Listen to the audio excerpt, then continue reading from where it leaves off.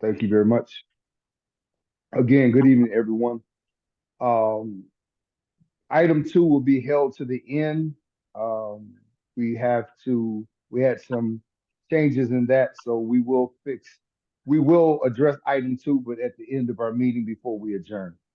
There are still some branches who are stating from national that they either are not in compliance, they still need to have some things done on their AFR. If that is the case with anyone on this call, if you look in the agenda, oh, I'm sorry, first before we get any further, did everyone have a chance to look at last month's minutes?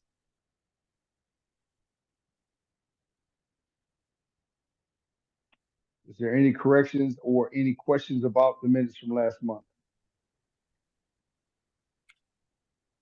If I not, don't can know we have where a to motion? see get the meetings at.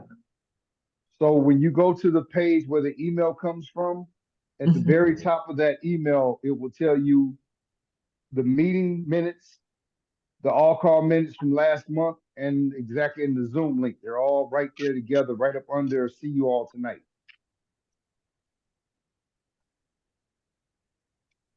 Bishop Holt, I move that we accept the minutes with any necessary corrections from the previous all-call meeting. Does anyone want to second that? Sheree Meeks, I second that. Thank you. To keep now we can get back to the AFRs. So there's a lot of stuff some branches have been approved, which is great. They've been accepted and they've got their delegate numbers been sent to them. Others, we're still waiting. If you still have issues with your AFR and cannot get any clear answers, I have been round and round and round in circles with everyone at National concerning our AFRs, concerning our AFRs.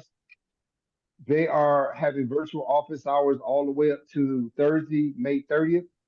Please reach out to them because they will get on the phone with you and they will walk you through the corrections. From what I understand, there are not a lot of issues. There are just minor corrections on some AFRs because there are new line items that weren't on the old AFRs that this new AFR they put on, and some of them did not transfer over. So some of the stuff may be on national side, but just in case, if you have not received a clearance or you have not received a delegate clearance, please get with national and make sure that we get these AFRs taken care of. I know there's been a headache this year, and I apologize on my end, but our team has done everything we can at the state level to try to rectify this AFR situation. We've had some branches that got a letter saying that their AFR was accepted. Then a week later, got a letter saying the AFR was not accepted. So if you have any complaints or any concerns about your AFR, reach out to National because at this point, they're the only ones that can actually help us get this done. President Holt, I have a quick question about that. The Okay. East Valley received our compliance letter that we're in compliance. And the website, the Nationals website says that registration would open in early May. So you need a special link to do that, that National sends you. So do you know Correct. if they have already sent those links out? They have sent those links. They are sending those links out, and they have sent some of those links out. But in the chat, there's Ms. Nicole Sanders. You can call her directly. If you have a AFR receipt of conference in your email that said you guys are in compliant and you have not received your link to registration, please reach out so they can get that link to you. Thank you so much. Thank you. Anyone else? I see another hand. Anyone else? All right. Item four. Item four is of great importance. So our Region One resolution board had a vacancy. That vacancy was to be filled with a member from one of the state conference, which is in Region One. California said that because they're California, Hawaii, and the two members that sit on that board right now are California, Hawaii. Everyone agreed that it did not need to be another person from that California, Hawaii Region One group. So they decided to open it up or look for someone to fill it from another group in Region One. The three candidates, one of them being our Dr. Harden, were put up to fill that seat until January. However, when we voted, it kept coming up 2-2 tie, 2-2 tie, because it was three candidates and 4 members voting. The problem I had with that is because if we could have never broke the tie, then it goes to the delegates. California by itself, the California-Hawaii Conference has 59 delegates. Arizona, being an individual state conference, only has 18 voting delegates. Two things we have to do if we're going to be able to have a voice at the table. I don't want to be a member of a delegation. I don't want to be a tripart type district. I like the fact that we're our own state conference. But one of the things we need to really try to figure out is we either need to expand our branches, meaning we need to support making more branches, or we really need to get out here and build our membership numbers. The reason California has more delegates than Hawaii is because of their branch numbers, but also because of the members that they have on the roll. Now, granted, we know that that area is large, and they have a heck of a lot of branches. They have a heck of a lot of members. Yeah, I teach at Grand Canyon too. Okay, can somebody mute whoever is talking? Can you mute yourself, please? I muted her. Thank you. So after the election, right now, I know that elections and civic engagement, that's the biggest thing on National's table for us, as well as trying to get the conventions figured out. But once that is over, or while we're getting to that place, I need branch presidents and the membership team to really think about how we need to increase our numbers. And I know that a lot of branches have membership drives, but we have to figure something out. We're not strong enough at the table.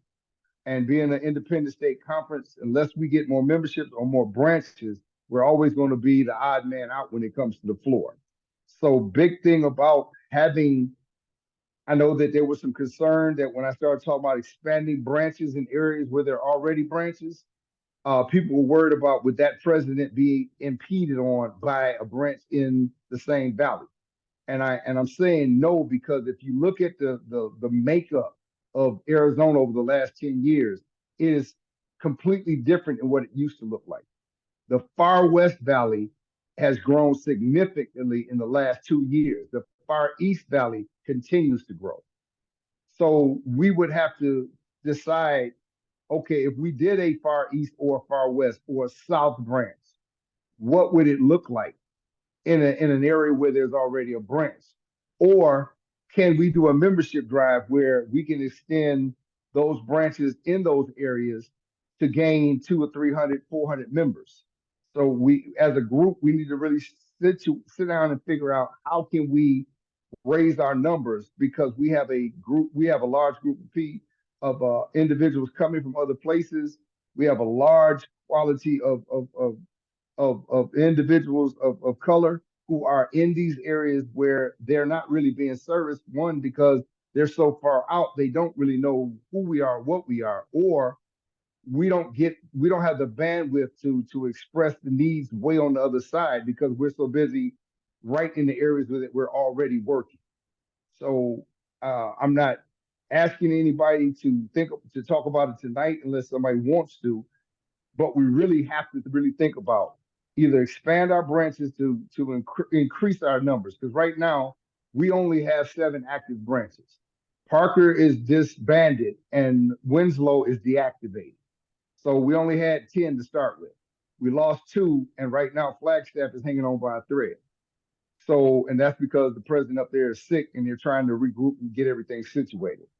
That's not enough in a state this big with as many members, as many people of color that we have in our midst coming into our neighborhoods. We can't sustain with 8 or 9 branches, not and be viable on the floor when it comes to votes. Because what I witnessed Monday with the vote to replace the seat for a region resolutions board member, it was completely, we couldn't have won if we tried. We don't have the votes for that. comments, questions, or concerns about this? Any ideas about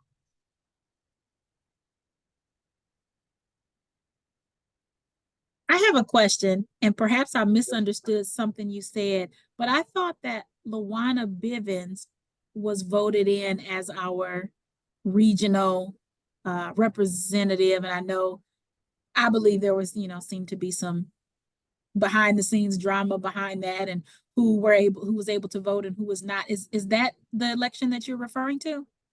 No, that's so Luana Bivens is the regional advisor who sits over the regional resolutions board. So the resolutions board is different from her position. So the resolution board is made up of 3 members. Well, one of those members became at large because their term was about up. So they moved off the board and went at large, which left a seat open. The state conference presidents are the vice chairs, which I just found that out yesterday.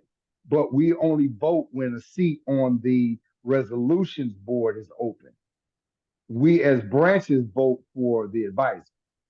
So Luana Bivens is our advisor, but the resolutions board had an open seat. So that's what we voted. That's what we had to vote on Monday. Okay, But if thank we you. could, okay. But the sad thing is if we couldn't have broke the tie, because there's 4 of us voting for 3, one person got completely eliminated. So that left 2 candidates. And 2 of us wanted one, the other 2 wanted another, and we did that for like an hour. So if it had went back to the delegates, California would have won the vote, period, because they have the most delegates. And that's based on branches and members. Thank you, Dr. Meeks. Mr. President, may I? Yes. I think it's important to notate that Arizona is the only state conference that is a standalone in the entire nation. Most of the other branches or state conferences fall under a tri or quad conference. And so just to shed some light on how important it is, we are the only state in the country that is a standalone, and thus, as President Holt mentioned, we have less delegates. And so we know that there has been some frustration about expanding some of our territories. And truthfully, I'm not sure why we're having that conversation, as we are, Maricopa specifically is the 4th largest county in the country. And so the expansion it just makes sense that we do that. And so I hope that as we continue to move forward and we grow as an entire unit, that we open our arms to our incoming leaders and we share the knowledge with them that we have, and so that they're not starting from scratch in the same way that many of us did. Thank you, Vice President Tyree. And the other thing we want to make sure is that, as I spoke before, it will not affect the presidents that are in the branches that are already established, because at the end of the day, we still have to go out, get 100 members, set up a board that would be willing to take on the responsibilities, and all that still has to go to national. So it is not like we would be picking people hand-picked. They would still have to be, it would have to be a meeting, it would have to be paperwork done, it had to be 100 members paid already to send in with the application and the letter of recommendation for a new board, for a new branch to be established. That leadership or that government of that branch has to go through the same process of election. So those names would be turned in to national. National would set up voting with those new 100 members. Election buddy would be set up. They would vote, and when that vote is counted, then it would be notified to the state conference president as well as the branch, who is the elected officials and what the branch numbers are. So it's not a complicated process. It is some work, but at the same time, we have to look at either we can bring our numbers up in the branches, or we expand to make sure that we don't cover too much territory where we get so big in our branches that we don't become effective to those members in that branch. So that's something I just want to put on y'all's head, on your plates, to think about. Sometime after the election, though, we are going to have a large conversation concerning that, because when the elections come up next year, everything is going to be in Carolina. We want to make sure that we show up in numbers of delegates that can actually have a say, or we want to make sure that we want to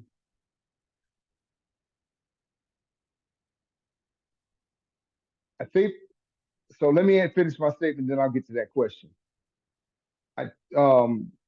We want to the biggest issue I'm finding, and I'm starting to see the political side of our work at the top, is about the being able to vote on the floor at national convention, or being able to set resolutions in our own state that we feel is important to us as a body.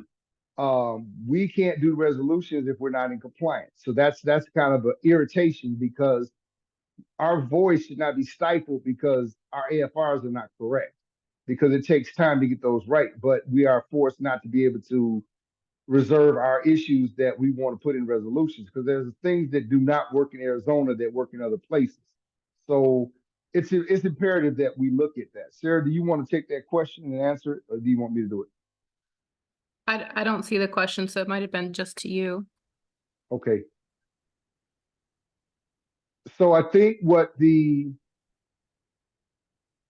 so there's a question about reservations. I think where I'm concerned with that statement of reservation, from what I've understand, what I've heard, and I've heard this not so much from the branch presidents, I've heard this from the branch membership, that it is a fear that we are saying that the branch is incapable of doing the work, so that we're going to replace that branch with a new branch. That is never what I said. I said that it does not affect the branch that's already established, just like West Valley did not affect Maricopa when we established the West Valley. Maricopa just is Central Phoenix, and they have enough ground to try to work with in Central Phoenix. Therefore, the Far West Valley was not getting any attention. And we are growing. Buckeye is the second largest city.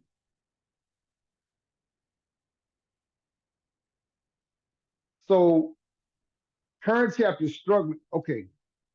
I don't want to spend a lot of time on this because, like I said, we need to worry about the election. We'll get this in eventually. But when you think about how this works, it's up to every branch to figure out what they need to do. Two things we know: we cannot survive off of memberships. But we also know that as big as our state is, we are independent state conference. And when you look at our overall numbers of how many members we have, it's nothing to brag about when we have thousands of acres of territory where people of color live and do not know that we exist. There are still people in Buckeye that don't know where we are, who we are. That's incredible. But you know why? Because they live on the far end of Buckeye, almost in that Surprise Whitman area, where we have not gone yet, because they continue to build out in Buckeye. If you look at anything past Sun Valley Parkway, it is a whole nother country out there now. Where 5 years ago, that place was still cotton and corn.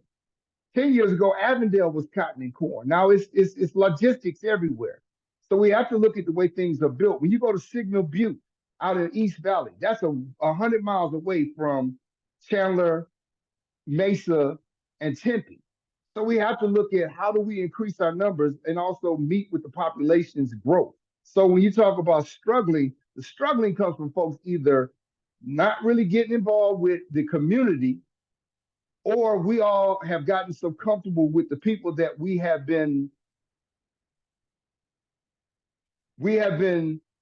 kind of cycling off of the same organizations for our freedom funds or for what we do.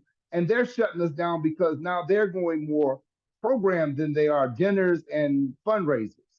So we have to look at, we're not a 501c3. National helped cut our legs out from under us. We're 501c4. National's not always willing to give us access to the 501c3. So organizations we could get money from, even as a state conference, we could have got $3 million from Microsoft. We can't get it because they will only give it to a 501c3. So if we go through the Tides Foundation, the Tides Foundation gets 3%. They do the paperwork, and then they're supposed to cut us a check. In the past, the Tides Foundation has messed up, and they have kept the money and sent it to National rather than to send it down to the branches. So I'm not impressed with the Tides Foundation. That's just me. So let's move on past this. Just think about what is our next steps as far as the growth of membership and branches. We also need to look at our youth in college can be better, but we need people to do the work, and folks are not doing the work there. And that's just plain and simple.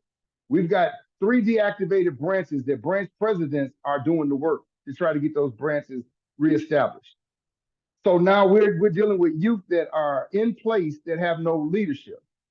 So we got to look at, when you say struggling, ask the branches why you're struggling. I can't tell you. If you're not raising money, if you're not making memberships, if you're not getting sponsorships, if you're not getting money for the community to help move across the branch, 9 times out of 10, the membership will tell you, we don't know what you're doing, so therefore we're not giving you our money. And that's just the bottom line. This is not a session to say anybody did anything wrong. This is just saying, if we're going to compete at a level where we need to vote, not just be in existence, we need to make sure that we have the numbers where we can at least stand up to a vote on the floor. And those conventions, we need to make sure our delegates are getting there. So now that takes money. I get it. We got to find ways to raise money. We got to find ways to get fundraising. Most of the ECs, we need to start working as a working branch or a working committee. So that means a working EC is those that bring in money or know where to bring the money in or know how to fill out grants. Or do we as a state conference, do we need to hire a grant writer? And that means everybody has to pitch in to pay this person. But that means everybody could benefit from it because we could funnel money down. We can do what we need to do. And there's a lot of resolutions that we could put in our bylaws, but we got to have the numbers to vote on the floor to even get those resolutions through. So we have work to do in this state. And it's time out for folks and their feelings. We just got to get in there and do the work. I appreciate everybody because we're all volunteers, but you volunteered to stand up and do the work. We can't drag our feet and try to get what we need. Is DL or Roy on? All right. So PAC check-ins. You guys are doing great work. I see Tucson. I see East Valley, West Valley, the state conference. We are working diligently on putting together candidate forums. We're working to put in voter engagement, voter education. So that part is easy. I mean, we're doing that work. So thank you, because National is happy about what they see us doing. Juneteenth, I see everybody's Juneteenth request of what they're doing. So I see their flyers. East Valley, I know that they sent back the application for the insurance because I need to sign it. Can you get that to me immediately, or can we figure out where I need to meet so I can sign it so we can get it back to them? That's not what they said, but that's what they want. I'll sign it. It's no problem. You guys did the paperwork right. We just need to get it back in so you can get your insurance. Anybody have any questions about their Juneteenth event or any civic engagement that we got going on as of right now? President Holt, I have a question about the Yes, Michelle. multi-unit event. Okay. Thank you so much for approving that. I was just wondering if we know what the schedule is, who's working with So, shifts? That's why I was hoping DL would be on. He has that Oh, I see. information. If you want to email him, he has that. From what he explained to us is that he already has confirmation of who's going to be where. So I'm sure that he knows that East Valley's in that conversation because that's what we talked about. I think it's East Valley, West Valley, Maricopa, and I think Phoenix College may be involved. So you please reach out to him. He should have that information. Thank you. Thank you.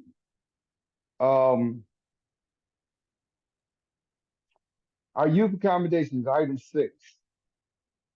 Fallon Jones from the West Valley is working on permission slips. We're waiting for Lorraine. Are you on? Miss Ingram, are you on?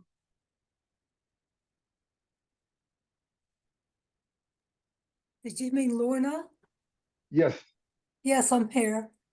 Hey, Miss Ingram. So what I wanted to ask you is that have you guys got your AFR back from National?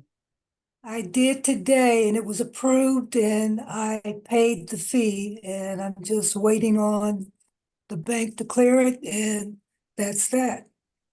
Okay, then you should be getting an email so that you can start registering kids. But what we want to do is, so I sent you an email last week. So if you got 10 youth that want to go and they get, they got it cleared so they can go, we will take care of those 10 youth. So now we're working on what the overall cost is. So last year, the registration for youth was $75. It went up to $135. In a couple of weeks, that 135 turns into $175. So I think they're penalizing based on how long it takes us to fill this out. But I've got a call into a couple of individuals on the Youth and College at National to ask them to leave us at that $135 rate because we've had a hard time trying to get these AFRs, which has put us behind.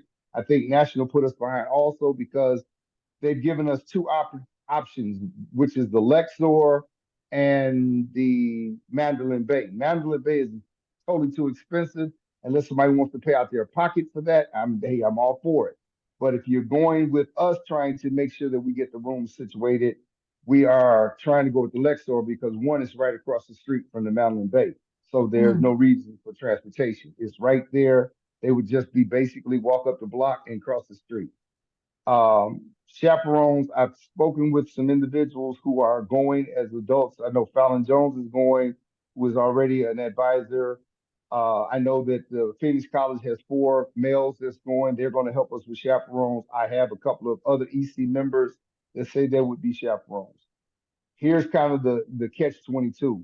Right now, we're working on what the cost is once I have everybody established that these are the ones going. So we're trying to block out 8 rooms at the Lexor, see what that cost is. Dr. Harden says she would put a couple of rooms blocked. So we have enough to figure out how many kids we got going, male, female, chaperones. We can work all that out. Hopefully by Friday of next week, we will have all of that so I can get, because I've already let National know, I let Sate know, I let Derek know that we have a number in mind, which is about 40. That includes chaperones that we will pay for, register, and take care of the accommodations. Here's where it gets tricky. We're trying to figure out transportation there and back. So we have 2 options on the table, and I need you guys' voices and your help tonight with this. I'm looking at three options. One, I'm looking at a one-way there and a one-way back. Vice President Andre Miller gave me that idea. Pay for one way up and pay for one way back. The only fear I have with that is we get ready to pay the one way back and we can't get a charter for the time we need to leave unless we pay for it up front and we get all that situated. So that's an option. Option 2 is 15 passenger vans and we drive up there. Only fear I have with that is that I have other people's children in my possession. And 93 is not the friendliest highway there is, and people that don't know it very well, they can get very messed up on that part of the road, especially after you get to White Cup. We have some truck drivers in our branches who have volunteered to drive, so that just means that we'd be paying for gas, paying for the vans, paying for those drivers to have lodging until we get ready to leave. So I need some ideas. I need to figure out what we need to do. Sarah did write a grant proposal to APS because they have a youth grant that they are looking to do with youth development. We haven't heard back from it yet.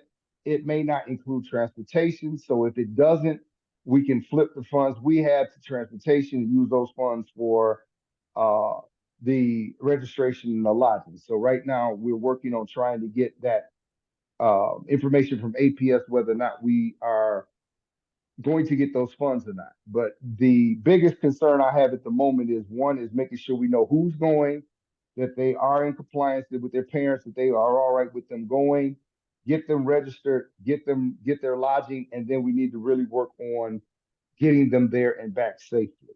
Is there anyone that has any ideas of that conversation? We can briefly talk about it now, or we can set up a time where we can get a committee for transportation and we can talk about it as a group and then bring it back to the full body because we have one more meeting before we actually go to convention. I like to get more information before I make a decision, and also I need to get in touch with parents to see who would like to attend the convention.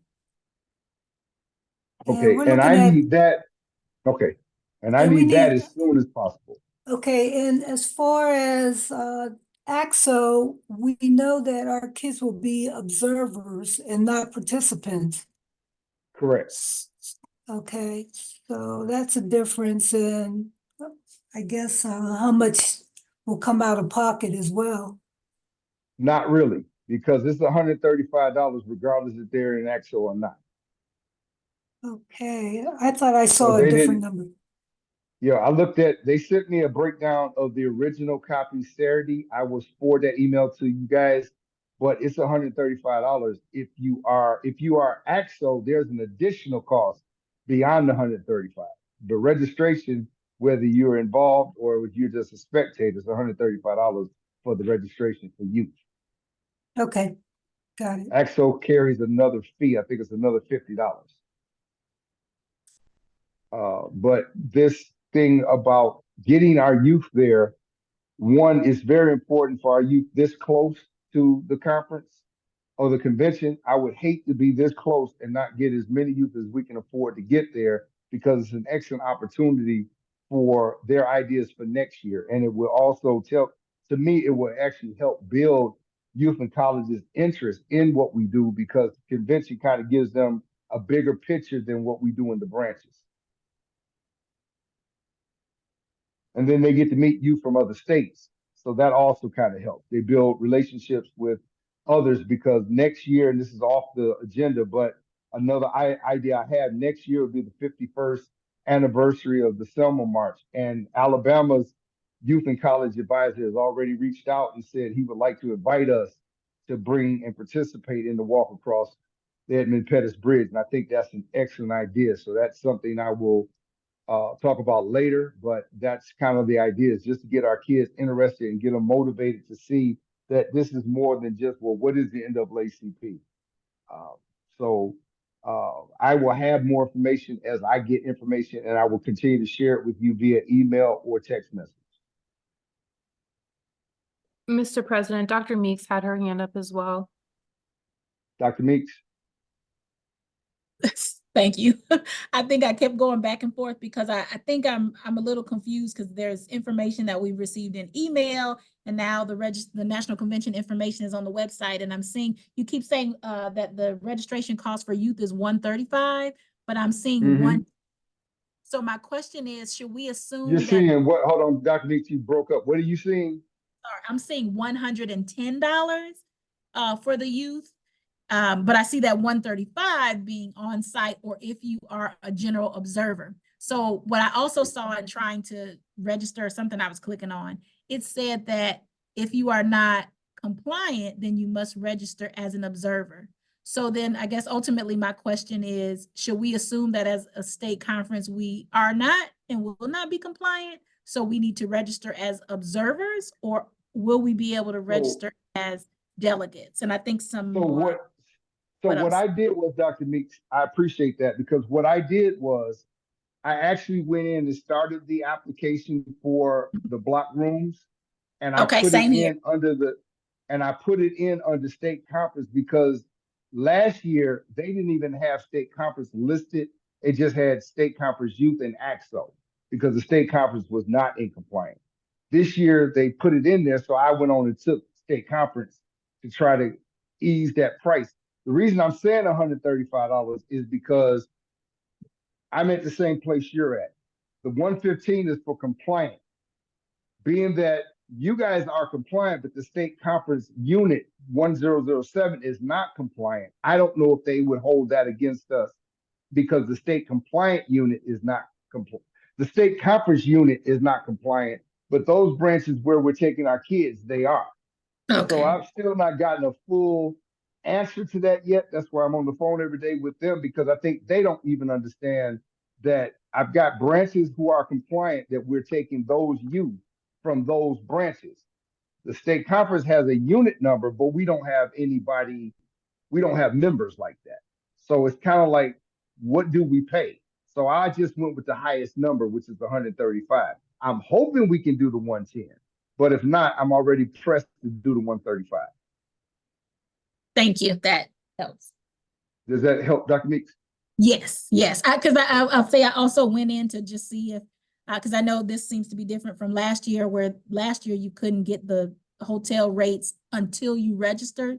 And so since, hey, I saw a link, I tried to go on and register for rooms, and I thought we were non-compliant, but it allowed me to plug in, you know, the Tucson branch and move forward with reserving a room. So Okay. just mixed messages, but it's not something Right. we've done.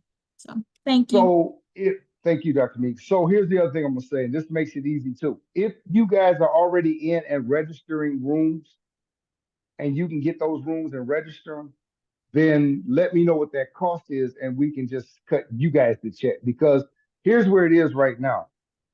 We're trying to, and then I think it's confusion there, it's confusion here, and it's kind of like, I wish this process was a lot easier. Usually every branch is responsible for registering their own youth, or the youth council or the youth advisor is responsible for registering their own youth.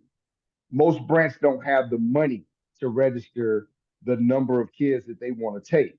So I threw a number out there that I knew we could afford based on how many branches we had with youth and college that are in compliance. So if it comes down to you paying the registration fee and booking the rooms, then what we would do is just reimburse the branch, because we said we would pay for lodging and we would pay for the registration. Does that make sense?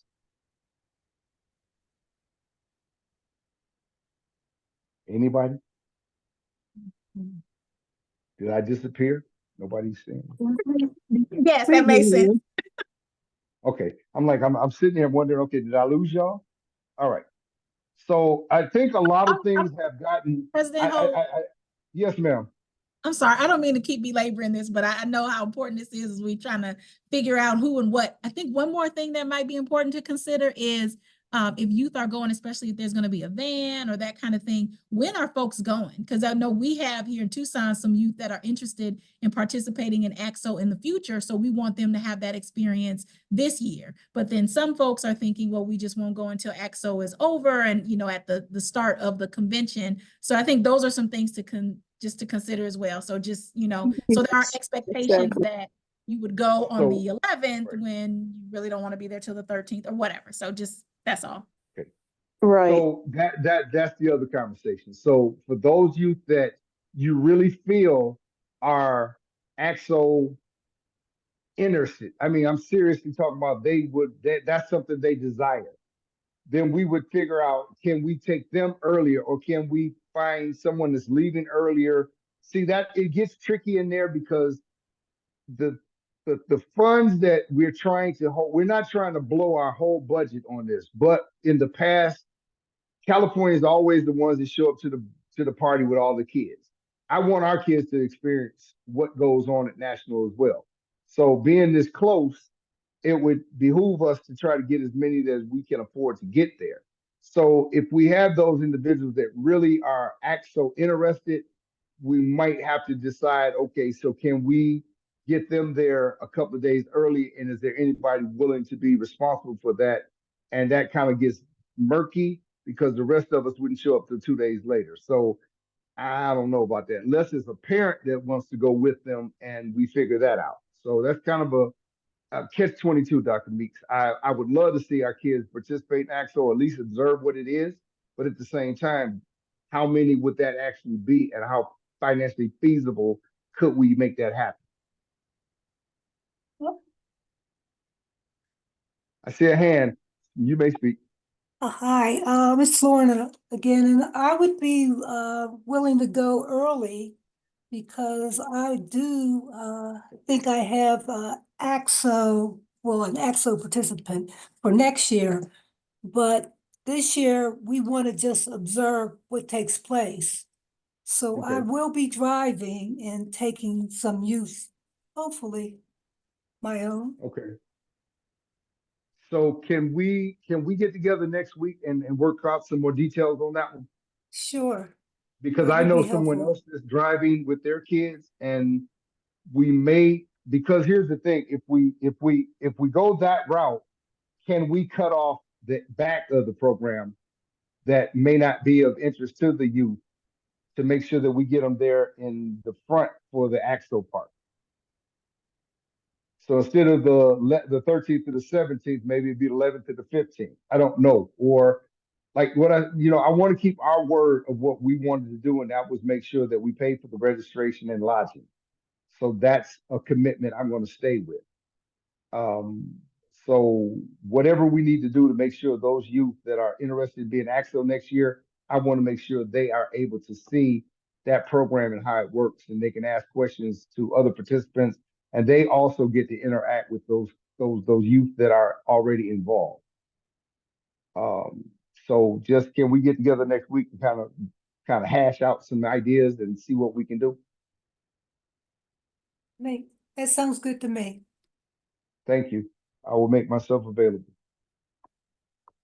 Any other questions? That's good. See, this is good. This is what I'm talking about. I like when we are interacting. Bishop Holt. Dr. Isom. This my question has to do with something that you said earlier about the fundraising effort that's required for the state conference, well, all of the branches collectively to be effective, on behalf of the NAACP. And we're going to be focusing on possibly grants and other fundraising activities, but what are our core objectives as a state conference? What 2 or 3 points are we targeting as a group as we move forward? Do we, discuss in the executive council? So the pillars from the state conference level is education, mental health, and education. Housing. So 2 things in housing, I'm sorry. So the conversation with housing is not only affordable, but sustainable. The mental health aspect is all that is tied to it. Depression, the conversations of services to people of color, the lack of services, the lack of a lot of our people are misdiagnosed or not diagnosed at all. And then with our education system, we know that we are still dealing with the likelihood of our kids being targeted, especially our Black females. Their punishment is greater. It lasts longer, and it seems to be harder for us to pin down the sources that would make better decisions as far as how and when and why our children are being targeted like that. The other thing is that as I'm careful to say this because I don't want nobody to take this wrong. It's not trying to bash anyone that has the advantage or takes the necessary right way to get ESAs, but we have seen that ESAs have been proven to be discriminatory. They're not accountable. We don't have a clear answer on who's getting them, who's not getting them. So there's those things that we're still looking at. Now, what it does not say is in those pillars, it does not say that the work that is being done in the branches has to stop. I know that Tucson, Sierra Vista, you guys are heavy in policy for criminal justice. That does not stop because that is work that has to be done in order to fight these for-profit prisons. It is needing to be addressed, that this cash bail system. So you guys have been already in that and you're already working on that. So it does not stop that work. It does not stop a branch like West Valley who works hard on economic development. It does not stop that. It just says that these are the pillars of what we're doing this year this term as our focus in the overall fight to bring our state into some kind of light, saying that we will not stand up for this. So right now, when you look at the border issues, we know this is SB 1070 on steroids. So we've made our comments about it. We stand in solidarity with our brothers, our Latino brothers, and those that are coming across for a better life. But we also know that right now the House and the Senate are voting to get it on the ballot. So we have to be prepared for what is the next steps with what we do within our civic engagement and our PAC groups. How do we address it? How do we attack some of the negative stereotypes without getting out of our nonpartisan status? So to make sure that I hope I'm answering the question correct, Dr. Isom. I just want to say that yes, we have these pillars that we're looking at as an overall body, but there's also so much work that each branch is already knee deep in that I'm not asking you to stop looking at that. But I also want to make sure that some of these things intertwine. Are we addressing them as they come? And are we addressing them as a group? So the other conversation is, I know that, hello? Okay. I know that we have a lot of branches that work simultaneously together and meet up to discuss certain things that are going on. Like for instance, I know Sierra Vista, Tucson, West Valley were involved in the cash bill argument as far and other things concerning criminal justice. So the criminal justice team, Diane Post, I know you guys have that situation going, which is excellent. We don't want to stop that. But how does, say for instance, how does mental health fall into that? How does education fall into that? We know we still working with this school to prison pipeline. So we still have a criminal justice system that is intertwined with our education system. So we know that, thank you, Diane. Please read the chat. Diane put an interesting comment in that makes good sense. So long story short, I want to see the branches come together. You way down to Sierra Vista, but we still in NAACP. Those that are up in Flagstaff, we still NAACP. Those that are right here together in Maricopa, East Valley, and West Valley, we're still the NAACP. How do we come together and fight certain things as like units say, okay, these 3 units are going to address this, these 3 units are going to address that, and then we come back together because these all state calls are starting to show benefit because we're coming together, we're talking. Therefore, this is where we all meet at the EC level. So it's kind of like, how do we merge what you're doing down in Sierra Vista and Tucson and Pinal County? How do we merge that with Maricopa County? How does Maricopa County things merge with Northern Arizona? Because the same thing that's happening in your backyard is happening in all our backyards. And we cannot fight in silos. We have to fight as one unit. So even though we're many branches, we have to be one band, one sound. And that's where I would really love to see us get to without taking away the personality of the individual branch, because each individual branch stands strong in its own fight. But we need to make sure that fight is backed up with all the rest of the branches. So when one raises his hand, we all raise our hand. Yeah, it's interesting that you would say that, but I can only speak for our Greater Huachuca Area branch and the Criminal Justice Committee for the state, because we've always been a cohesive unit. And we have actions already ready for the state legislature, especially, for bail reform and other matters as well. And Diane Post has been instrumental. Tucson branch has been instrumental, especially for bail reform and stand your ground legislation and things like that. And we've always been a cohesive unit. Many of the Criminal Justice Committee members are involved in this call and are present today. And I see Aisha Graves here. We're scheduling our next monthly meeting for next week. And Ms. Graves and I have been corresponding via email as recently as today. So hopefully, we don't let anything fall through the crack as far as the criminal justice is concerned. We can keep that train moving and hopefully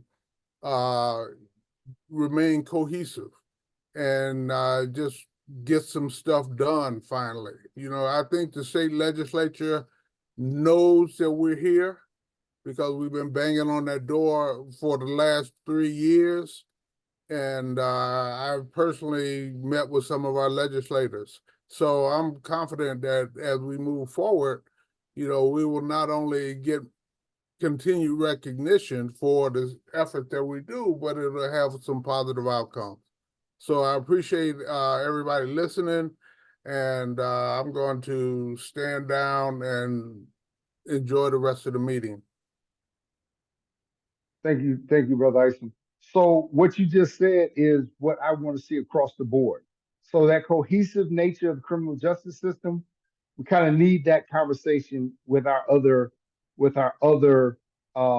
committees.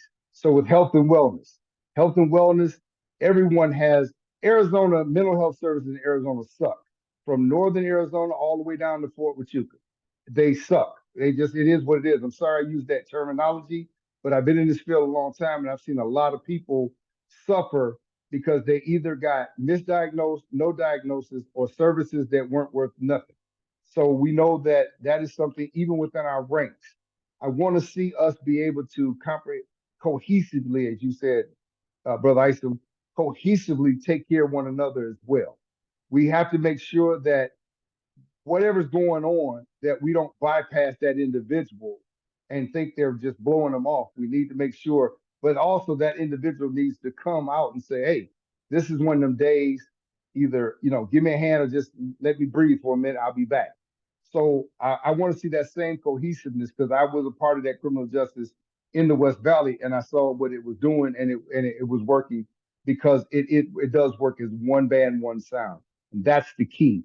When we're all on the same tone or the same beat, we have the same voice. Then when we go before the legislature, we go before the lawmakers, we don't sound like a broken cymbal. We sound one sound. And that's what they are afraid of, that we will organize and become as one. So thank you for that. Anything else on that subject? We ready to move on?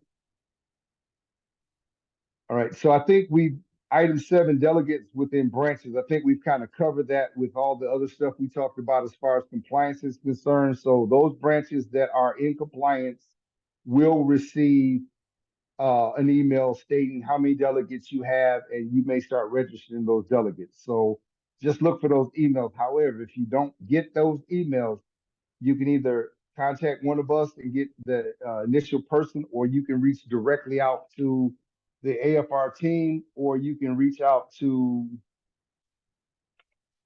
let me give you this other number, guys. I got a direct number. The number that we put in the chat for Miss Nicole, it is a cell Okay. phone, Bishop, but she does respond to text messages. Okay, so yes, please use that number, respond, she will respond. And that way we can get, 6 and 6 is what we need. So right now we are working on 3 other chapters within our youth and college. Right now, I think we only got 2, maybe 3 branches from the adults that need to be, there's some simple stuff that needs to be done in 2 of the branches. One of us need to redo our whole AFR, but once we find out what that is, we take care of it. Convention. So I know you guys keep hearing me mention convention. Convention in Arizona has not been done in the last 16 years. National is on this wild apple tree conversation about convention. So the more I think about it, it is a great idea. And Dr. Harden gave me a good suggestion when she mentioned last month on the meeting that doing it outside when it's cooler would make more sense. So I looked at October in the last week.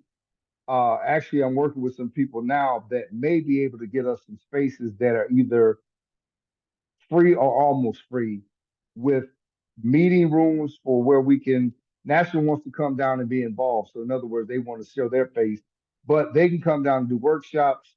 We can have a breakfast or a lunch. And then that Sunday, we can do a party in the park where we can do a cookout. We can do old fashioned, just a family get together. I think that's not hard to pull off, but if you notice in the agenda, I put finances and branches able to assist.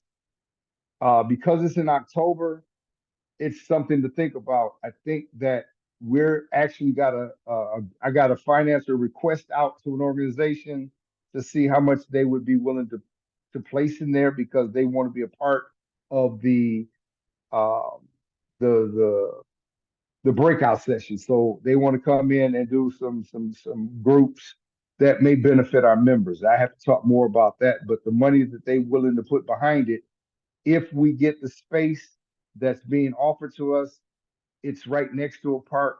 The building holds classrooms. We can actually have a good meeting. We can have a good convention. I'm still talking to National about that because I told him, I said, as a state conference, we need to really discuss this because it may require, because I want to see as many branches there as possible. So I would really want us to come out as a state conference and really show up.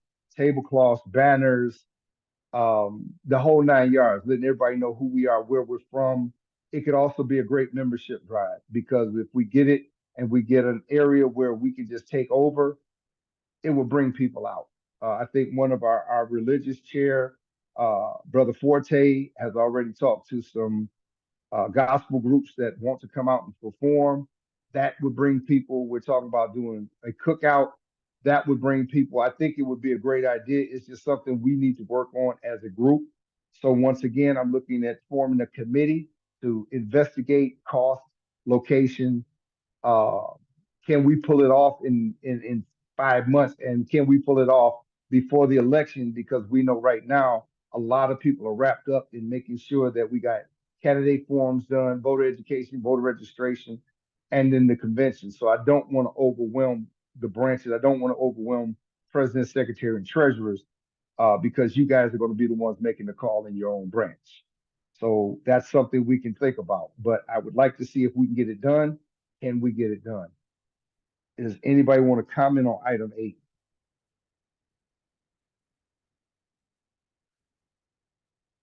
If Okay. I can, sorry, it's me again. Okay, Dr. Meeks.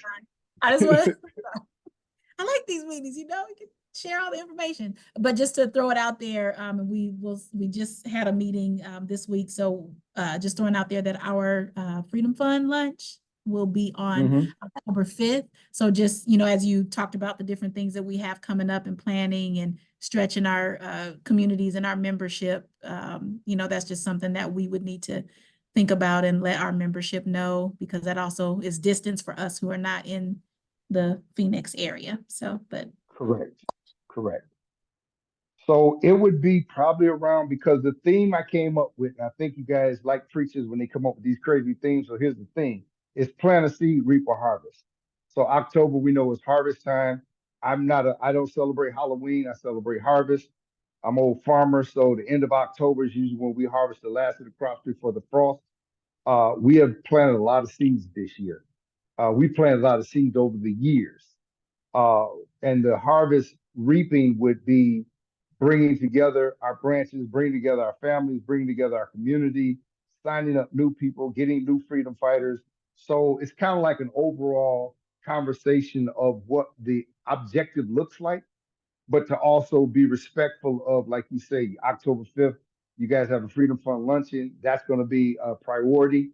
So we kind of want to make sure that we don't overburden any branch. And we don't want to say, well, this is mandatory, because it's not. It's whoever can participate, because there is a long distance involved. So, we talk about Southern Arizona, Northern Arizona, and you guys in Pinal and Tucson, it does make a lot of this. It makes you have to decide, is this something we can do, afford to do, or is it something that we can be a part of? And that's why I say I would really love to discuss it, because I don't think National really pays attention to the distance that we are from each other, as well as the work that we're doing in the areas that we're doing them in, and they always don't coincide with the dates that they kind of try to give us.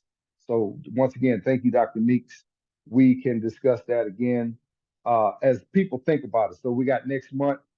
We know next month is going to be trying, because we got our all-state meeting. Then a few days later, a couple of days later, we have our quarterly meeting, our second quarterly conference. So, and then from there, it's convention. And then when we get back, we got a month, and then we're looking at trying to get ready for the election. So we got a lot of things to do in the next 4 or 5 months. So I do want to make sure that we don't overwhelm any of our ECs, and we can get whatever we can get done.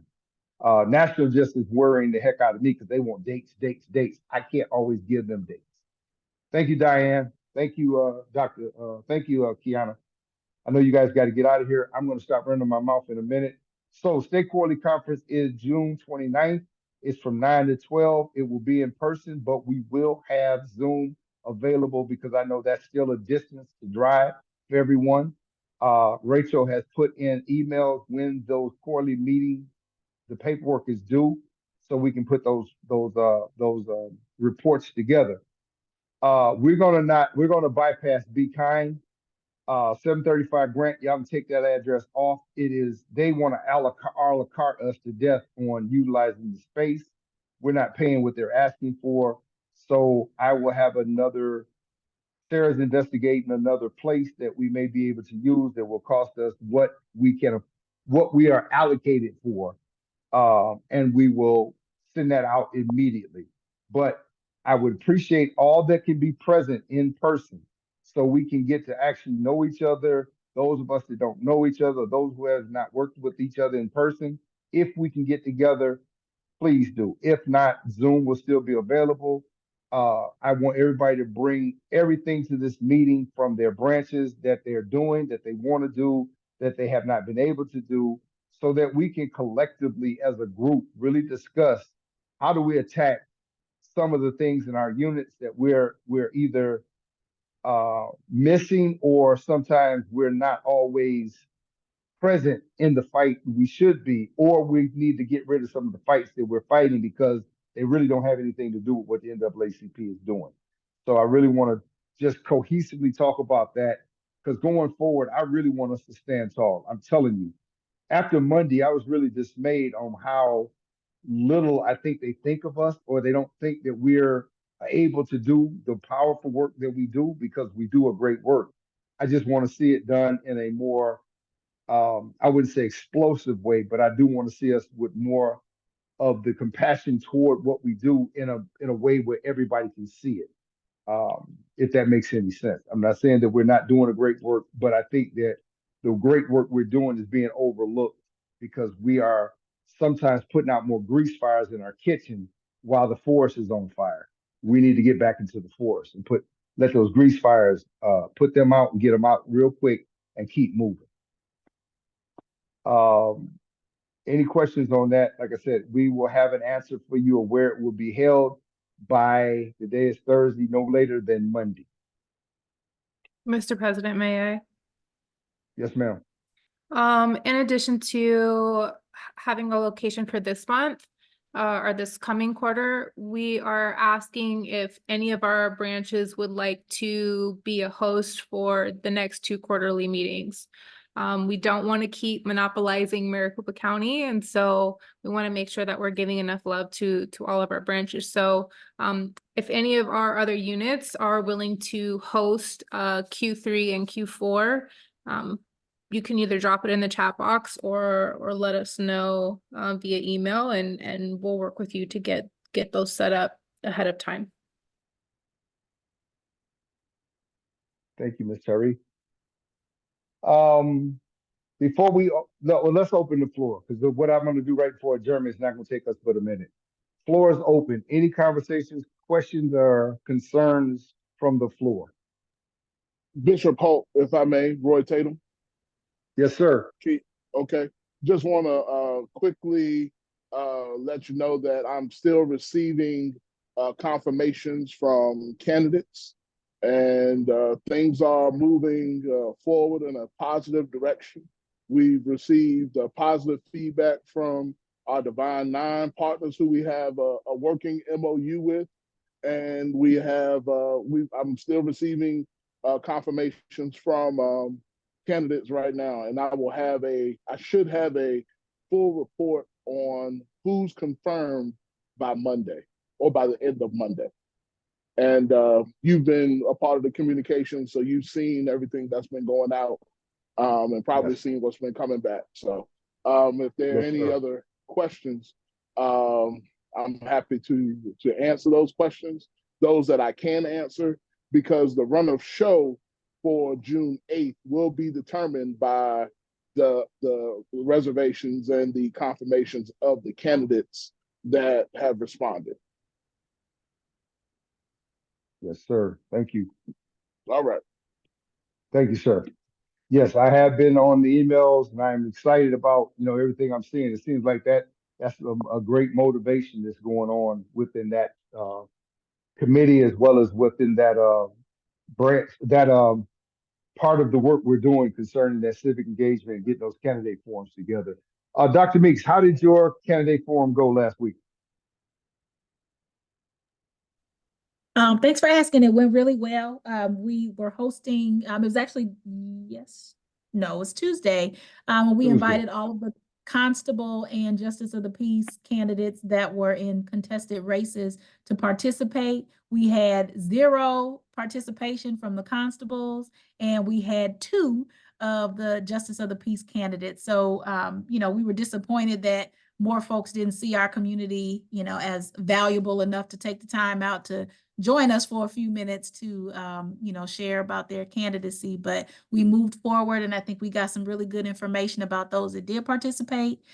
We also have coming up in person, we will be doing a candidate forum with the sheriff and county attorney candidates. That one, we are also partnering with League of Women Voters and with Delta Sigma Theta here in Tucson and the Interdenominational Ministerial Alliance. So we're trying to partner with organizations so that we can expand our reach. That's one of the forums that we know will be highly anticipated. So we are looking forward to that one. And then the third one that we have planned, it will be in July, and that will be with our Pima County Board of Supervisors. And there are lots of candidates there. We'll be doing that one virtually. So that's our plan for the next couple of months. Sounds You are great. all invited. I'll be sure to share materials with you when we have those all finalized for the June and the July forums. Appreciate it. 'Cause go ahead. Because everything you guys send me concerning anything civic engagement or anything voter, anything that's voter or civic engagement, I send it straight to National. So National knows exactly that we are in this fight because we know that we are a battleground state. So we are doing right now that part of our work they're excited about because we are moving the needle as far as our candidate forums, our voter engagement, our voter registration drive. So thank you, Dr. Meeks. Thank you, Mr. Tatum. Keep up the good work. I see what we're doing. Anybody else on the floor? There are conversations in the chat, guys. Please read them because there are information that people are giving us so that we may be able to support the organizations, the priorities, and any branch that we can go and get to. That way we can make sure that we can support them as well. Thank you for all the hard work that you're doing with that. Mr. President, Ms. Cifuentes has her hand up. Please speak. I just need a contact for the Flagstaff branch. There's going to be in a big workforce development event happening with the Office of Economic Opportunity in the Flagstaff area. We've had issues where they have shown discrimination in the past, so we want to hold them accountable. But I didn't have a contact for someone at that branch to talk to see if they can have a representative at that workforce development session. Okay, I will send that to you either tonight or first thing in the morning. I have the president of the branch in Flagstaff. I have his email and I have the secretary's email. I will send both of them to you. Thank you. Thank you. Economic development. Thank you, Ebony, for everything you're doing over there in the West Valley and beyond. I think that is something that we really need to address as well because there is a lot of money coming into the state and it's coming in various areas, but I don't see us in the line to get any of that money. So I want to make sure that we're addressing those conversations when they come, as far as getting at the table, at least sitting at the table to hear either why we're not there or why there is money, but we don't see it. So thank you for the work you're doing. Is there anything else? I've got something. Yes, ma'am. Um, Hi everyone, thanks for being here tonight. The last time I spoke to you guys, I was talking about using the press wires and how I feel like they're important, especially now that the media personnel that we're used to working with are now being moved around, shuffled, laid off, and just overall uphauled. So I launched it last month. We had 3 press releases that went out. I do want to see if maybe I'm able to share my screen so you guys can look at this with me. Mr. Hole, is this showing, Yes, Bishop? yes. Okay, perfect. So honestly, we're doing really, really well, especially for somebody that's new to this market. Um, Our emails in PR are notorious for not being opened and for never reaching above an open rate of 50%, but we're there just with our first round. We already have 50% open rate. 17% of the journalists that I picked out as potential partners did open it, and most of them read the entire thing. I have a couple that were interested. So as far as this graph here, it kind of shows us typically when people come to the market, they're usually in this yellow or red area, which means like people aren't opening their emails, or if they are opening them, the click rate is low. But the best of emails, we're at the bottom sector. So we entered at a pretty good position. Most of the time, I'm working at 0% and then trying to head over to this green square here.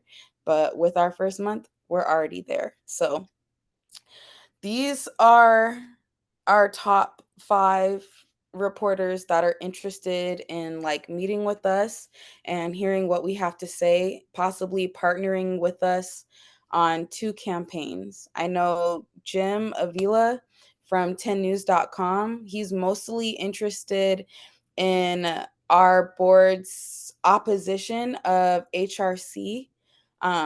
His angle is more just that Arizona is going back to SB 1070 2.0.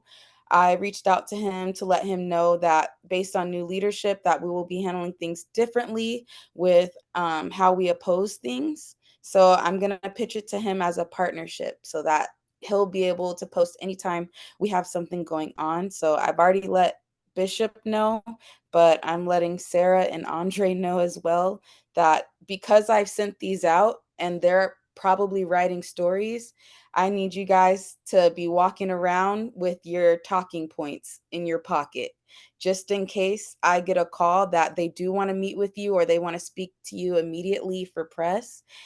You have to be ready. Most of these times, these interviews are booked in 30 minutes or less. So I could call you on your lunch break and say, hey, there's a TV crew that wants to meet with you right then and there. So if you have maybe a cute interview outfit or you have a suit, it would be time to put those in your trunk and just keep them so that you can be ready for me at the drop of a hat. I would say the same thing goes for Sharon Hayes, because I did put out some things about just education and mental health. So they may be interested in hearing from you and your initiatives and things like that. Going forth, Sarah did send me a couple more press releases about other similar topics, and I do want to share those. But I also want to get another press release for a follow-up for the youth, because the last press release we had was for the HBCU game, and it did get traction. There was over 5,000 views for that press release. So I kind of want to follow it up with something just so that they know our youth aren't getting stagnant. But that's all that I have so far. I'll be sending out the rest of the releases on Thursday. So if you have something that you want publicized, make sure that you have a press release, that it has a personal quote inside of it, and then get those over to me by Sunday night. That way I can edit it, make it pretty, and have it out to press by Tuesday morning. So most of our Also releases send will it, be going out every week. also send it to your president first so it can be cleared before you send it out. Yeah, if you want to do it that way, honestly, if they send it to you and then you just send me the No, no, ones that no. are They like, can send it. They can send it to you. I have no problem with that. But just before we send anything out, so if oh, National ever says anything, nobody can ever say, "Well, Bishop saw it and he let me send it out." Then I get the heat, not you.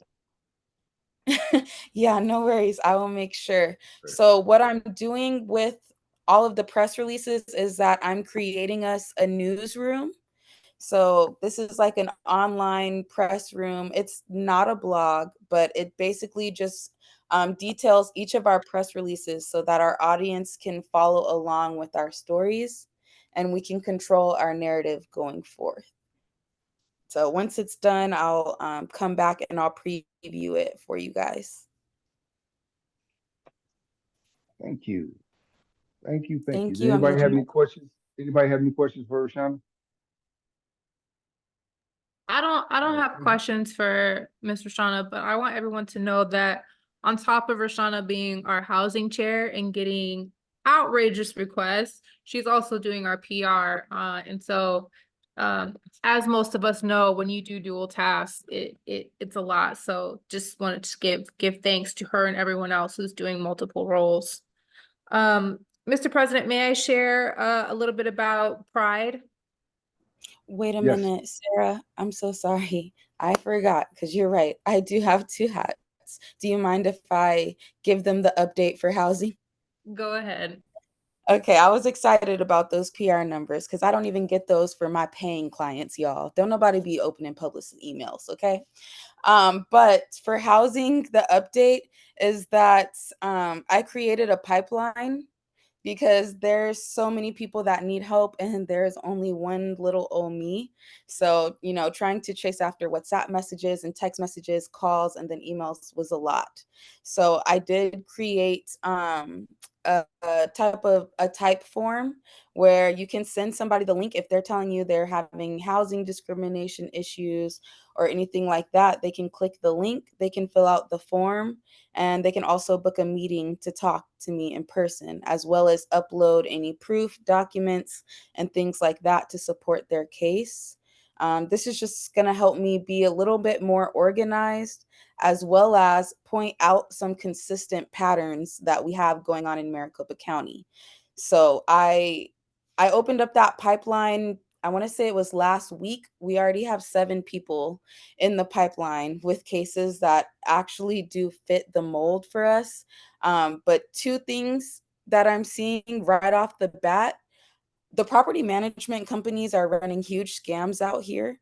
They are sending false documents to people who are new to Arizona after they move out of their apartments. They're sending them saying that they owe something over $1,500, and basically just hoping that people are ignorant and pay. So if you guys have anybody that has that issue, I am trying to take those down so that I can mark which property companies are doing it the most.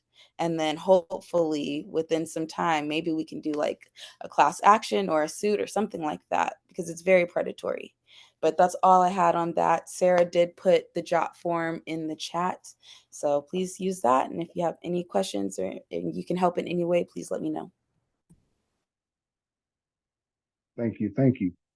So we do want to make sure that as we push forward with this, we start looking at committees to assist, because that's a lot of work. Don't want people to get burned out. We're already putting 80, 90 hours in for free, but we do this because we believe in the cause. So, but also take care of yourself. Don't get, is that Dr. Meeks who just asked that question? I believe that right now, Maricopa, however, we would like to function outside, because I did get a call from somebody in Prescott the other day.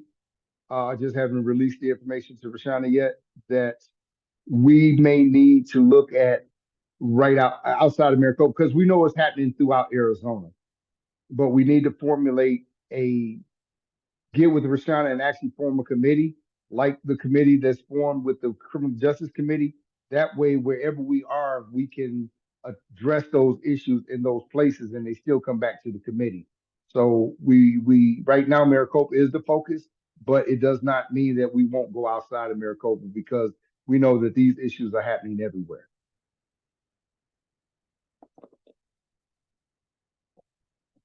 I ain't back. All right. Anything else, guys? I got one comment to make, but I want to make sure everybody's had their turn at the floor. They've said what they need to say. Is there anything else?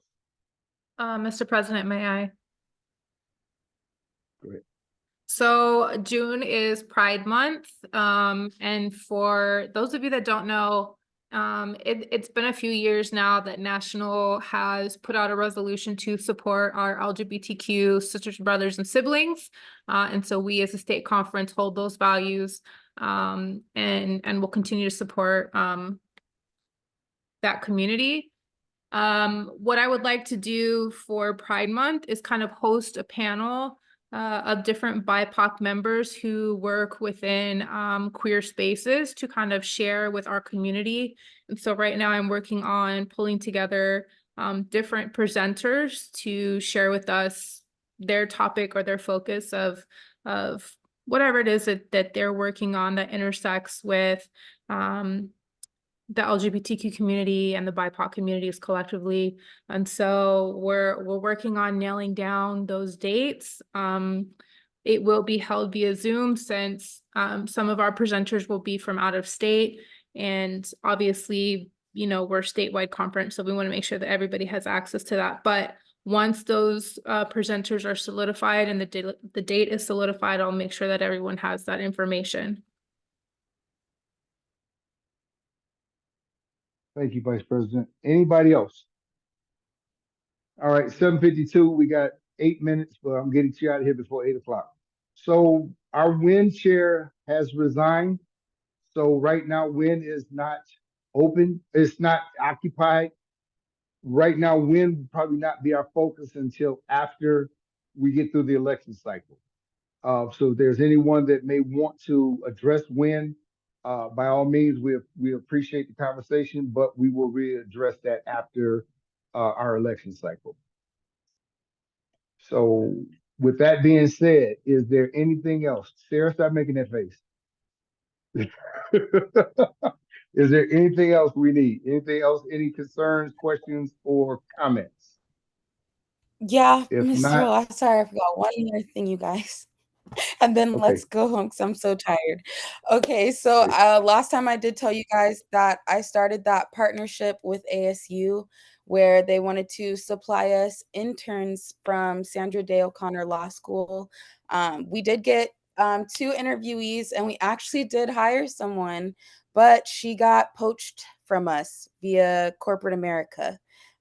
They outbid me for her. So basically I'm starting over, but I am open to working with other law schools. I will be putting out our new job posting in June. So hopefully starting up these interviews again. I know I saw Miss Graves say that she wanted to see advocates. My backup plan, if I can't replace Catherine, is to maybe partner with CLA, I think they're called. They do like a tenant law advocate clinic where people can just come in and get like free law advice and things like that. So that's the backup plan if I can't get the interns back. We were awarded funding for our interns from ASU, but they only awarded us $3,000. And I was outbid by that other corporate company. They were going to pay $7,000 for her. So they double trumped me. So hoping to go back and see if we can get someone else. Oh, CLS. Thank you, Shannon. But that was the last thing, yielding my time. I think, Roshana, that there are probably other counties that have similar programs to Phoenix's CLA. And it is really important to notate that they do offer legal counsel for free. And it's the last time we had a conversation with the city of Phoenix, the landlords were using CLA 90%, where the tenants were only using them 10%. And so there's a really big disparity in probably the lack of information and folks even knowing that those services exist. But I'm almost certain that other counties have similar programs too. So we should make sure that we're following up with those as well. And on top of that, just real briefly, Mr. President, in attending some of our other branches meetings, we're seeing more young people attend and volunteering their time. And I think that that's beautiful, right? Because this is what we want. We're trying to usher in an era of young people. And while they're donating their time to us, they could be doing anything. I think it's also really important for us to be giving them letters of recommendation, right? Where we want to help set our young people up for success when they go out into the workforce, whether it's graduating from high school or they're going into college or whatever it is. We want to make sure that we're giving back to them the time and effort that they gave to us. So if you have young people volunteering for you, please make sure that you're writing them letters of recommendation. And that's all I have, Mr. President. Thank you. Is Teresa still on the call? Teresa, I'll email you something. Yes. If you get something to me tomorrow, I'm going to send you guys the check. Can you just make sure that either the branch gives Fallon the money that we allocated in our EC? I think I need to talk to you about that. But anyway, I'm going to need you to write a check, and I'm going to reimburse the branch. But I will talk to you about that tomorrow. Okay, thank you. I just wanted to make sure you had that in your purview. So if I sent you an email, you wouldn't be like, what is this about? All right. Okay. Outside of that, everybody's good. Everybody good. We got all our information. This was a great meeting, guys. Thank you. I really appreciate everything. Everybody's put in the chat. Ms. Graves, thank you for all the great questions and the information that you have put out. And the CLS, Ms. Kyrie, not CLA, but that's okay. It's on recording that you messed up. That's good. Hey, we got to have some fun. We got to have some fun. All right. If all minds are clear, if we've got the business done today, I appreciate each and every one of you. Can I get a motion to dismiss us? I motion to adjourn. Any seconds? I second. Thank you, Ms. Madam Fallon. Secretary. All right. Madam Secretary, you have everything you need. If that's all, thank you guys. Have a wonderful night. Be safe. Take care of yourselves. Remember, we are one band, one sound. We look out for each other and we take the fight to the dog. We don't bring the dog to the fight. Talk to you guys later.